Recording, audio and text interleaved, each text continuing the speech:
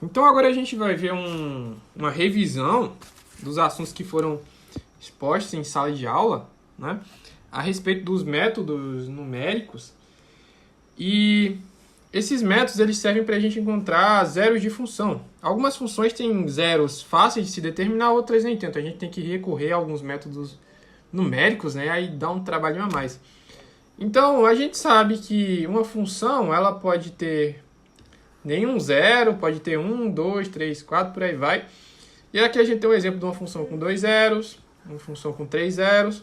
Dependendo do caso da função, principalmente uma função quadrática, a gente pode usar Bhaskara. Em alguns outros tipos de função, como no caso de equações transcendentais, nós temos que fazer uma aproximação por métodos numéricos. Isso significa que a gente vai se aproximar o tanto quanto for possível de um zero dessa função. Só que às vezes não fica muito claro em que ponto exatamente essa função é igual a zero, porque tipo, você vai ter 2,81693476 por aí vai. Só que às vezes o número continua com uma dízima periódica, por exemplo, é um número bem grande. E aí você para determinar esse número, tipo, você chega na quantidade de casas decimais de acordo com a sua necessidade. E aí a gente tem alguns métodos que vão nos ajudar a encontrar essas raízes. Então, uma das formas de se encontrar um zero de função de uma função que seja complicada de se determinar é através do isolamento de raízes. Se eu pegar e definir uma função f de x igual a 2 vezes 1 menos a exponencial elevada a menos x, aí menos x, é a mesma função que a gente viu anteriormente, só que agora a é igual a 2. Né? Então, para eu determinar um intervalo onde tem zero de função, eu posso usar dois teoremas. Se a função é contínua nesse intervalo adotado, se eu fizer o produto de f de a com f de b, isso der menor do que zero, indica que existe uma solução nesse intervalo. Não indica que essa solução é única, pode ter mais de uma solução nesse intervalo, mas indica que existe pelo menos uma solução. Então, aqui a gente está pressupondo que f de a e f de b têm sinais opostos, porque eu faço o produto de uma coisa negativa com uma positiva, dá uma coisa negativa. Então, esse teorema 1 me diz isso. E aqui eu tenho uma representação. Tenho A, tenho B, eu tenho f de x calculado em alguns pontos. F de x1 para x1 deu negativo, f de x2 deu positivo. Então, se eu fizer o produto de f de x1 com f de x2, vai me dar algo negativo. F de x3 deu positivo e f de x4 deu negativo. Se eu fizer o produto disso com isso, vai me dar uma coisa negativa. Então, isso me mostra que eu tenho um intervalo, eu tenho uma solução entre x1 e x2. E aqui eu tenho uma solução entre x3 e x4, para essa função aqui, que é o plot dessa função aqui que eu estou mostrando para vocês. Então tem pelo menos duas raízes dentro desse intervalo que eu estou mostrando aqui. O segundo teorema me diz que se f' de x existir, se a função for contínua e se eu puder calcular a derivada, e o sinal for preservado desse intervalo, então mostra que a solução é única dentro desse intervalo. Porque a ideia é a seguinte, a derivada é a inclinação da reta tangente a um determinado ponto. Se eu puder calcular a derivada nesse ponto, se eu puder calcular a derivada nesse intervalo, aqui ó, calcular a derivada aqui, calcular a derivada aqui, e ela preservar o sinal me indica que a solução é única nesse intervalo. Né? Sendo essa inclinação positiva ou negativa, né? Se eu calcular. E aí uma das opções a gente pode fazer um plot, né? Encontrar um gráfico, mas isso faz parte da atividade, então a gente vai chegar até aqui, né? Então tem dois teoremas. Um me diz que existe uma solução nesse intervalo, pelo menos uma, e o outro me diz que a solução é única dentro desse intervalo, calculando a derivada de f de x.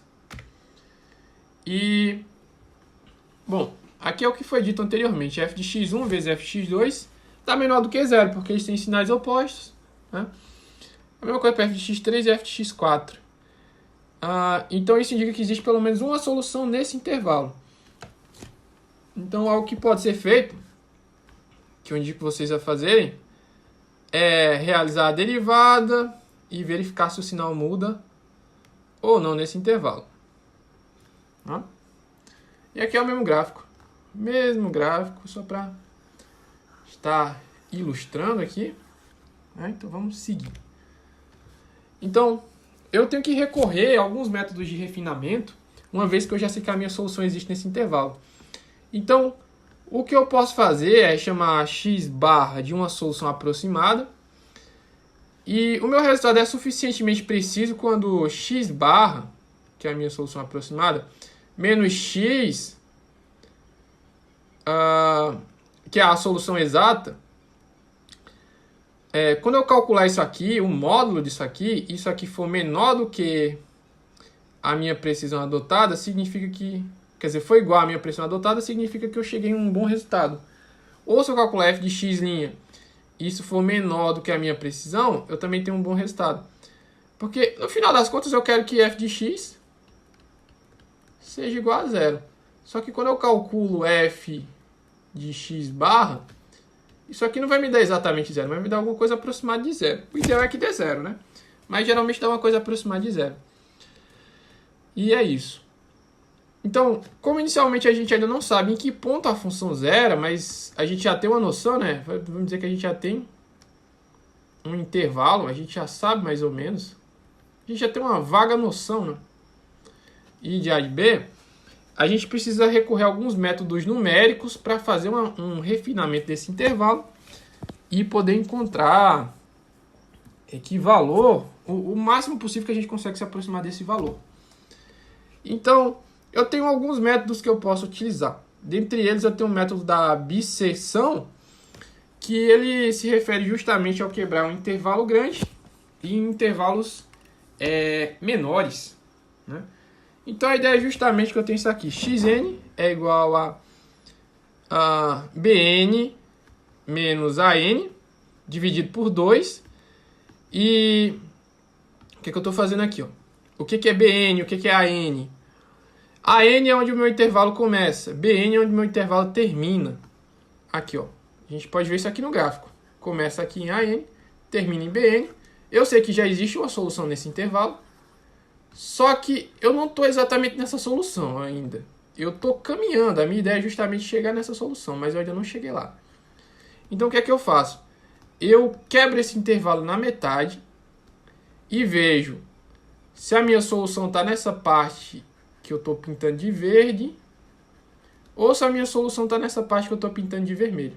Espera aí, vermelho não, porque eu já usei muito vermelho aqui, né? Deixa eu ver aqui, um amarelo. Se a minha solução está nessa parte que eu estou pintando de verde ou tá... Cadê o meu negócio? Essa parte que eu estou pintando de amarelo. Ah, eu perdi aqui. Aqui, ó. Essa parte que eu estou pintando de amarelo aqui. Onde é que ela está, a minha solução? Então é isso que eu verifico aqui. Se ela estiver nessa parte que eu estou pintando de verde, eu vou pegar esse intervalo aqui e vou quebrar ele no meio de novo. Ou se ela estiver nessa parte que eu estou pintando de amarelo, eu pego o intervalo e quebro ele de novo. A ideia é que eu sempre vou quebrando esse intervalo na metade até ficar com a parte que está a minha solução. Tá? E é isso que eu vou estar sempre fazendo.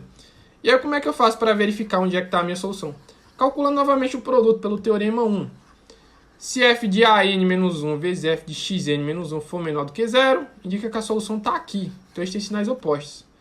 Então, o meu intervalo começa em an, termina em bn, com bn igual a xn. Caso contrário, começa em xn e termina em bn. É o que eu estou dizendo aqui, o que eu falei anteriormente. Ele começa em a, n menos 1, e termina em bn menos 1. Mas se a minha solução tiver entre a e x, eu vou pegar justamente que o meu intervalo começa em a e termina em x. Se a minha solução tiver entre x e b, o meu intervalo começa em x e termina em b, né? Isso vai ficar mais claro quando a gente estiver fazendo a parte prática dos códigos lá no Octave, que inclusive tem um vídeo, né? Pra vocês darem uma olhada depois.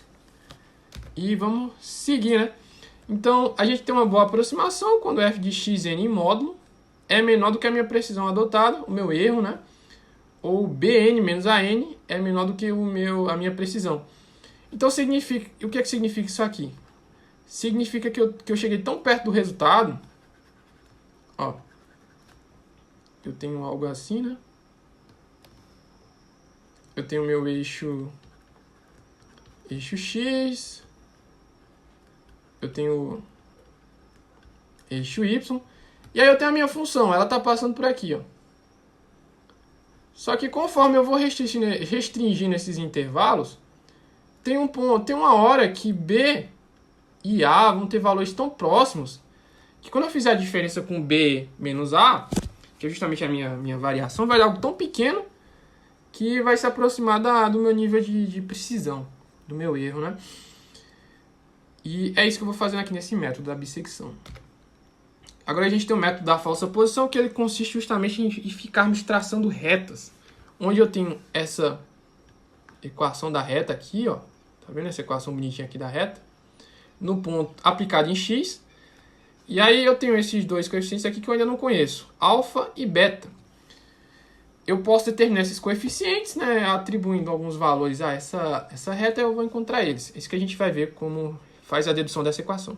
Então a minha solução aproximada é dada por essa equação, onde x barra é justamente o valor aproximado de x para que f de x é igual a zero.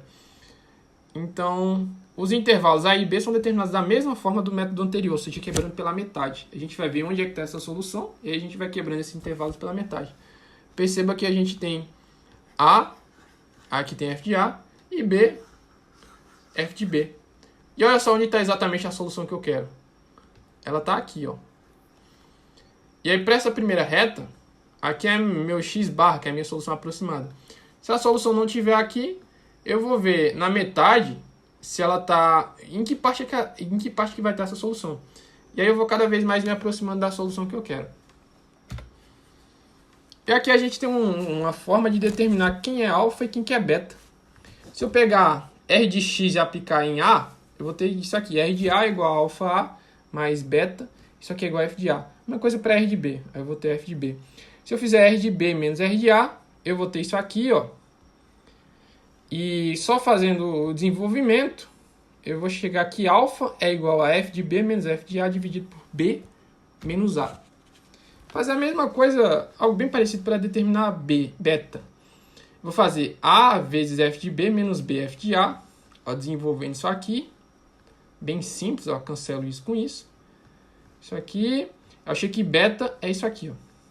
Eu vou ter que R de x é dado por toda essa expressão aqui, né? E aí eu tenho, só repetir essa parte de cima, né? Se x barra é uma raiz aproximada, se eu calcular R de x, isso vai ser igual a zero ou aproximadamente zero, né? Na verdade, aproximadamente, porque é uma solução aproximada, né? Eu vou ter que... Vou passar esse segundo termo aqui para o outro lado, subtraindo. Na verdade, eu subtraio esse termo de ambos os lados, né? E aí eu fico com isso aqui. E... Bom, se eu fizer... Deixa eu ver o que foi que eu fiz aqui. Ah, sim, eu peguei esse sinal aqui de menos e mexi nesse termo aqui que está no denominador. Numerador é...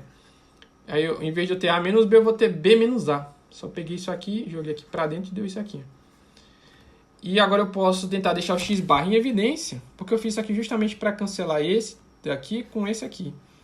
E aí eu fico com isso aqui. Isso aqui é o meu x barra, que é justamente aquele resultado que a gente obteve, né? Deixa eu completar esse camarada aqui. Ó, que satisfação. E aí aqui a gente vai usar também no Octave, né? Dá para fazer no Excel também. Bom, e é isso. Vamos seguir. E agora a gente tem os métodos de ponto fixo, que ele consiste em isolar, só que é isolar entre aspas, porque eu vou isolar x de um lado, mas eu vou ter x do outro lado também.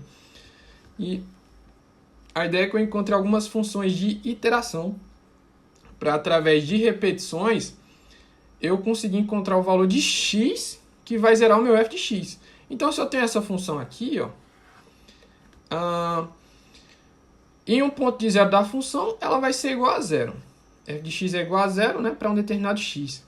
Então, o que eu posso fazer aqui? Eu vou tentar montar uma função de iteração. Aqui, ó, isso aqui em vermelho. X ao cubo menos 9x mais 3. Vou tentar isolar x de um lado. E o x fica do outro lado também. Não dá para isolar totalmente o x. E aí esse é o problema. Então, essa aqui é a minha função de iteração. E essa função ela vai rodar diversas vezes no meu código até eu chegar a um valor de x que faça o meu f de x ser aproximadamente zero ou zero, né? Então, quando a gente for fazer uma série de repetições, eu vou ter que a minha função de iteração de xn mais 1. Xn mais 1 é o termo que vem em sequência.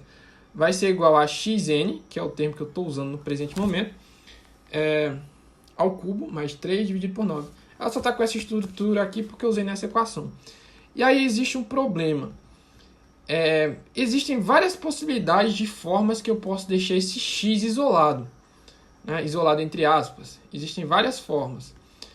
Só que nem todas as formas são eficientes, porque nem todas convergem para um mesmo resultado. Como assim convergem?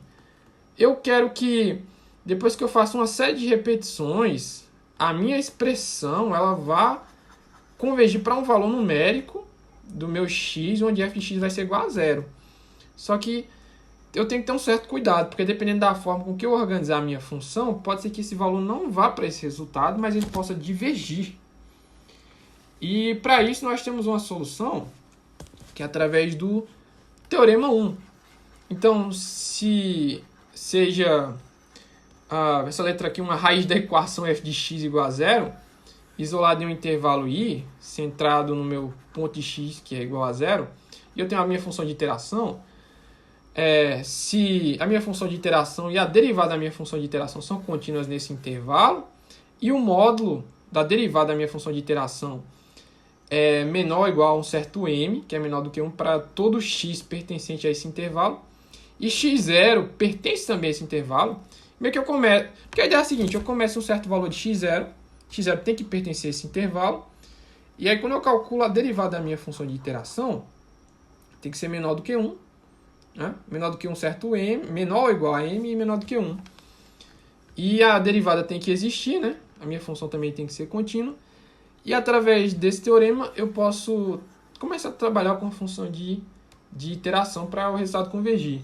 Mas a pergunta é, como é que eu monto uma boa função de iteração? Né? Como é que eu organizo de uma forma eficiente?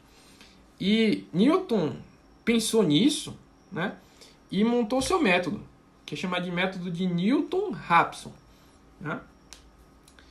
E esse método, bom, a conclusão dele foi a seguinte: se eu tenho que fazer a derivada da minha função de iteração, isso tem que ser menor do que um certo m, ou igual a m, e tem que ser menor do que 1, obrigatoriamente, para todo x pertencente ao intervalo que eu estou adotando, eu posso fazer que essa derivada, o modo dessa derivada é igual a zero, simplesmente. Então, se eu tenho f de x, para qualquer f de x eu posso fazer o seguinte: eu posso montar que a minha função de iteração é igual a x mais ax, que é uma determinada função auxiliar, que a gente vai estar determinando essa função daqui a pouco, vezes a minha função. Então, se eu tenho f de x igual a x ao cubo menos 9x mais 3, essa foi a função de iteração que a gente montou lá atrás, né? Eu posso fazer isso aqui, abrir ela, né? X ao cubo sobre 9 mais 1/3. Aí eu posso simplesmente somar mais x e subtrair menos x. Porque isso aqui é a mesma coisa de zero, né? Mais x com menos x dá zero. Só que eu quero utilizar isso aqui para organizar isso aqui para fazer uma coisa interessante. Então eu posso fazer isso aqui, ó. Que aqui faltou um sinal de mais. Aí aqui assim, ó. Eu tenho isso aqui. E eu só vou organizar para eu ter de novo a minha função a minha função auxiliar, né? Juntamente com a minha função original. Então eu tenho isso aqui, a minha função de iteração. É dada por isso aqui. Só que eu posso dar uma melhorada. E aí o que eu posso fazer? Se eu derivar a minha função de iteração com respeito a x, eu vou ter isso aqui, né? Aí, aqui é só mudar a notação. Posso usar ddx ou só essa linhazinha aqui. E aí aqui eu vou ter que usar a regra do produto, né? Tem que ddx com respeito à derivada de dx é igual a 1, mais ddx de ax f de x. Tá em função de x, f de x. E tá em função de x, né? Usando a regra do produto, eu vou ter isso aqui. Com isso aqui, né? E lembrando que a derivada da minha função de iteração para um ponto de x que vai zerar, isso aqui é igual a zero, né? Que foi justamente desse pressuposto que Newton partiu. Eu vou ter que isso aqui é igual a zero, meu f de x também é igual a zero, e eu só fico com isso aqui. E aí, simplesmente isolando o A, que é a minha função auxiliar, eu fico com isso aqui, eu fico com a equação 2. E se eu pegar isso aqui e generalizar para um caso de A de x, né, onde x pode ser uma solução aproximada, eu fico com isso aqui, com a equação 3. Se eu substituir a equação 3 em 1, eu vou ficar com isso aqui, ó. Minha função de iteração é igual a menos... Minha função de iteração é igual a x menos f de x sobre f' de x. Isso aqui eu posso usar para qualquer função. Qualquer função que eu quiser calcular a minha função de iteração, para um método de repetições, eu posso fazer isso aqui. E aí, se eu quiser que esse método fique rodando em sequência, várias e várias vezes, eu monto ele com essa estruturazinha aqui, né? Para ele ficar repetindo várias e várias vezes. Igual a gente está fazendo no Octave. Então, se o meu f de x é igual a x ao cubo menos 9x mais 3, se eu montar aqui na minha equação, eu vou ter isso aqui. A função de iteração é igual a x menos x ao cubo menos 9x mais 3, dividido pela derivada, né? 3x ao quadrado menos 9. Eu fico justamente com isso aqui. E é isso. São esses os métodos.